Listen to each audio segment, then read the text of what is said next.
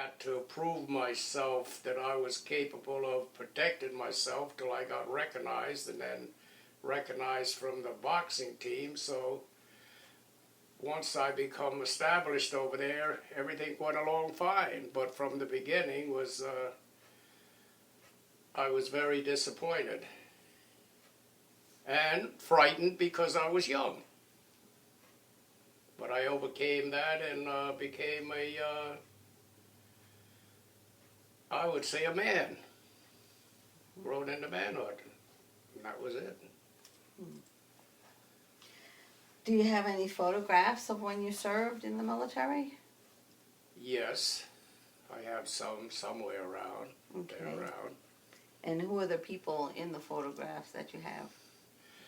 Well, I had one at one of our, we had swimming pools. I had some at the swimming pools. I had some at the golf course. Then I had one taking in basic training. A big, huge one, you know, to send home. And that was about all. I had one taken when I was in tech school out in Denver, and just a few things like that, and on the playing golf over there, friends. Did you keep a personal diary while you were in the military? No. No. I didn't write home for a year and a half, and my sister and them, and they all got in contact with the Red Cross, and they made me sit down and write a letter. Well, I worked in the office, so I had to type a letter home, but it wasn't that I had neglected my folks home. I was just, as I said, it was a nice chapter of my life, and once I become relaxed, I just didn't write home. And what did you think of the officers or your fellow soldiers that you served with?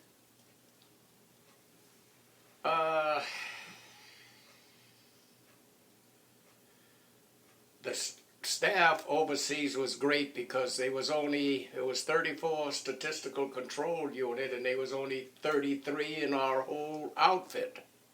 So we were very close with one another, with the officers and their enlisted men. And it was just like a regular civilian job. You know, and the Japanese men that worked in the billets cleaning up and things, they would, old Papa-san, we called it, he was Oji-san in Japanese, they would shine your brass for you, iron your clothes, and so you was always well polished when you went to work. You know. And do you recall the day your service ended? Yes, I left Japan. My two friends that I were great friends with, golfers and around, a Hawaiian fella, Eddie Akawa from Coriopolis, Pennsylvania, and Robert Ketchick from Coriopolis, and Eddie Akawa from Hawaii. They returned home 2 weeks ahead of me.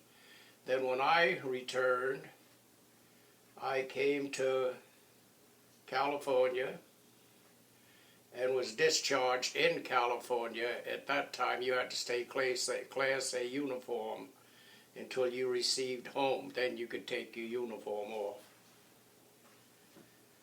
So that was the day that I got discharged.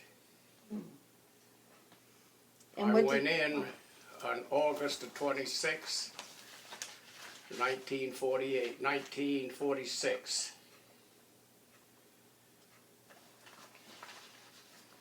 And I was discharged in June. I don't know their exact date, somewhere around the 12th or in that time, because I didn't use up no vacation time while I was overseas, so I had 2 years. I got discharged two months early because and was paid for it because I didn't take any furlough time while I was in Japan.